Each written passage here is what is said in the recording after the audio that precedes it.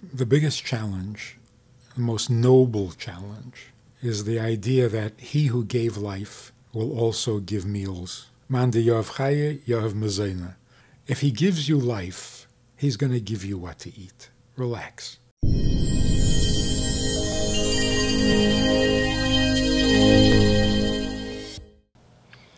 We had a guest here, David Bashefkin, who spoke about Gewehr culture, where a lot of people in Orthodox Jewish circles, and it's not even just in Orthodox Jewry, look up to the wealthy and their opinions matter when it comes to the community.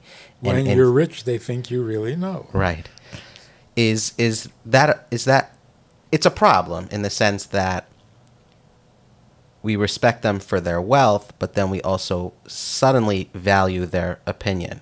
If they were to lose a lot of their wealth, I don't know if we would value their opinion. How do we tackle that Gewehr culture? I think if we look more closely, people are not jealous of their money. They're jealous of their confidence, because rich people are confident, come across, and they're jealous of their happiness. If I could be as happy without the money, I would be perfectly okay with that. If I could have the confidence of a rich person without being rich, I wouldn't mind. So it's not the money that we're jealous of and that we're admiring. You admire somebody who speaks with confidence, even if they shouldn't, because they don't know what they're talking about. But you know, the same thing happens when you publish a book. If you're an author, then you are an expert on every subject that has nothing to do with your book. But, he wrote a book. Oh, well, he knows everything. Which is... So again, it's not the book, it's not the money. It's the confidence. We can all use a little more confidence. Let's go to the opposite side. We were talking about an abundance of wealth. For those not making ends meet and watching this video, it's a real struggle, right? They're receiving letters in the mail from credit card companies. They have debt. What do you tell someone like that who knocks on your door, not looking for a check, but for advice? That is dangerous. The reason people are not making a living, can be so many different things, and if you focus on the wrong thing, you're just going to make the person more miserable. Yeah. Why can't you get a job? Let's not go there, because who knows? Woody Allen, in the beginning of his career, had a record, an album of comedy. And he has this routine about how he was in a car accident and he had a near-death experience. He was dying. And his life flashed before his eyes. And he saw his father, Zeke, coming in from the fields with the cows. And his sister, Annabelle, was bringing the eggs in from the chicken coop. And, wait, I'm a Jewish boy from Brooklyn. The wrong life is flashing before my eyes, and I got 2 minutes to live. The wrong life cannot flash before your eyes. It does not happen. So the poor man who looks at the rich man and says, isn't that supposed to be my life? Well, what am I doing here? I'm supposed to be... No. Your life is never wrong for you. Because if it's your life, well, first of all, it's the only one you have, so don't knock it. But if it's your life, live it. It's yours. It's not like my life took a wrong turn and all of a sudden I'm not where I'm supposed to be. You're exactly where you're supposed to be. So it's not like the rich man took your life away, stepped into your shoes and pushed you out. No. He's got his life, you got yours. Again, look past the dollars. What does your life consist of? Which people do you interact with? What issues do you handle? They're different. This is where you belong. If you were rich, God wouldn't need you. So it's not going to happen that way. But you can go from one to the other. Rich people become poor, unfortunately, and poor people become rich. That means you fulfilled your function and purpose in this field.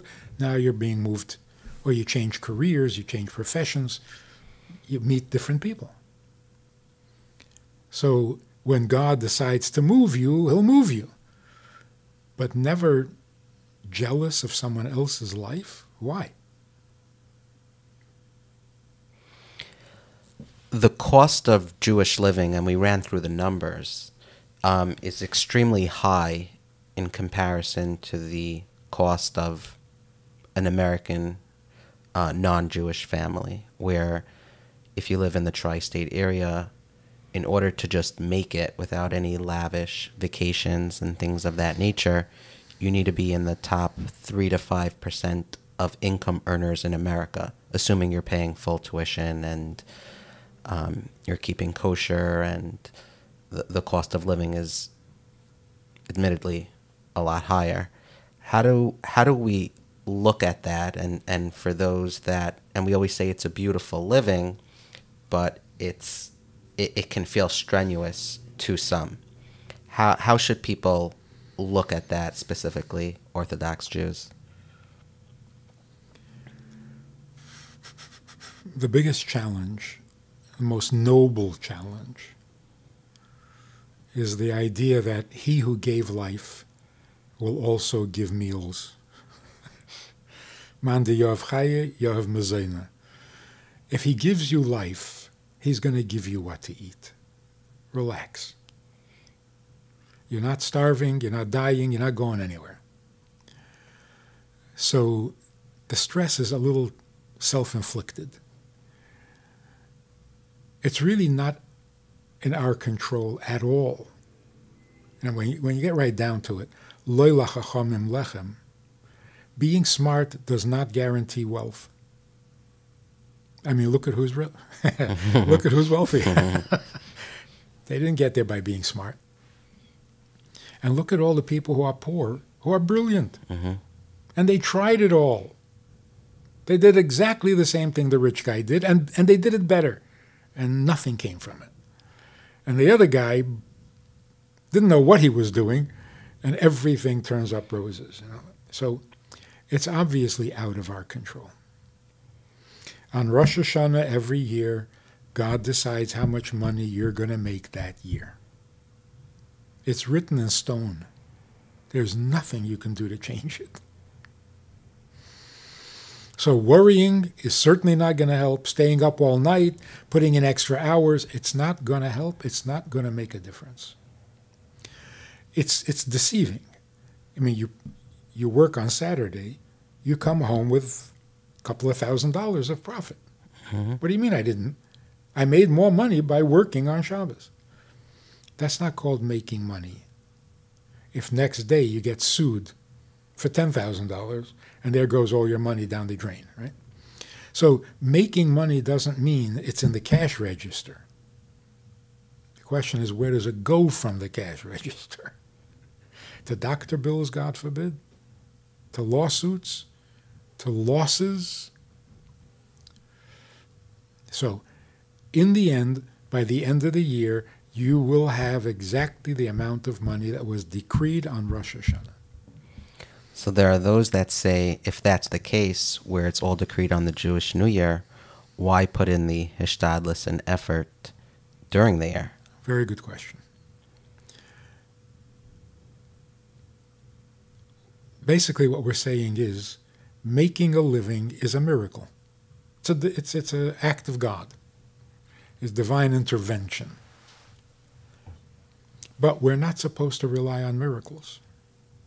We have to live a earthy life and allow the miracles, but we can't live on miracles. If you're not feeling well, you have to go to a doctor to say, God, God will help me. You know the story with the boat and the car and the helicopter. Share the story. Let's hear. Some guy was caught in a flood, and a truck came by picking up people and said, come, we'll save you. And he says, oh no, I'm a believer. God will save me.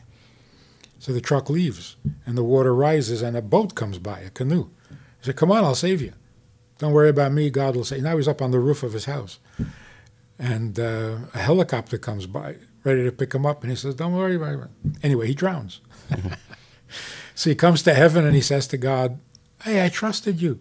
I believed in you. Why didn't you help me? And God says, I didn't help you. I sent you a truck. I sent you a boat. I sent you... In other words, God wants nature to function as nature, not to be ignored, but miracles come into nature because nature alone can't exist. So if you want to be richer, there is something you have to do. Open a bigger store.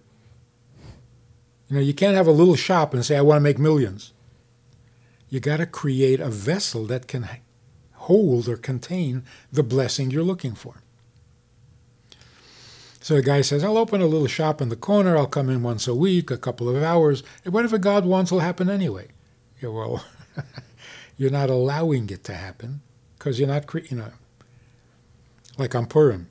If you extend your hand for charity, there's a mitzvah to give. Kol ha'poshet yad. Guy doesn't stick his hand out. You expect people to force money into your pocket? So at the very least, you got to put your hand out. Show that you're ready to receive. So by opening a bigger store, you're saying, I'm ready to take on bigger responsibility, bigger income. But if I don't want that, I just want to be rich, just sit and wait for your uncle to die and inherit his money. So that's not the way God wants it to be.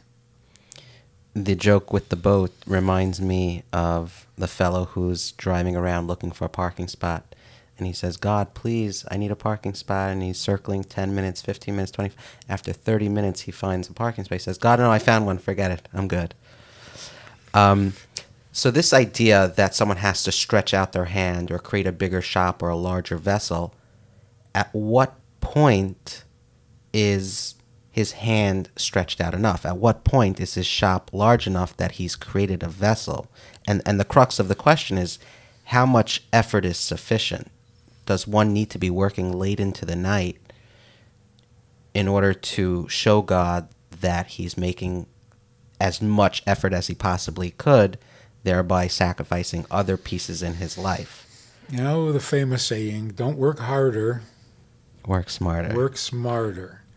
Putting in more time, day and night, no, that's not making a bigger vessel. That's just making a mess out of yourself.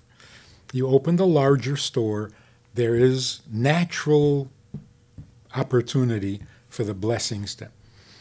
The bigger store reaches its maximum, right? And it's not enough. So open a bigger store. But you don't spend more hours trying to force more blessings into the store you have. It has reached its capacity. In the small store, you were making $100,000 a year. Now you're making $500,000 a year. But that's all you're going to make in this store. Now you got to open a chain of stores if you want to be a millionaire. But you can't just keep working on that store day and night, day and night. So you just keep enlarging the vessel when you're ready, so that there can be a bigger blessing. Would it be wrong for someone to tell God that if God was to make me more financially successful, I'll be able to give more charity and do more good things with this money as he's striving to create a larger vessel? Or that would be the wrong way to look at it? It's not a good idea to make deals with God, because He'll always outsmart you. Don't make deals. But you should, in your intention, have in mind that the more I have, the more I share. It's not a deal. It's not, not making conditions with God. If you make me wealthy, I'll give charity. No, I'm going to give whatever I have. I'm going to give 10%, 15%, whatever. Mm-hmm. Because that's what you're supposed to do. It's not signing a contract or anything. Right. So don't make pledges. We were told, before you're rich, don't make pledges.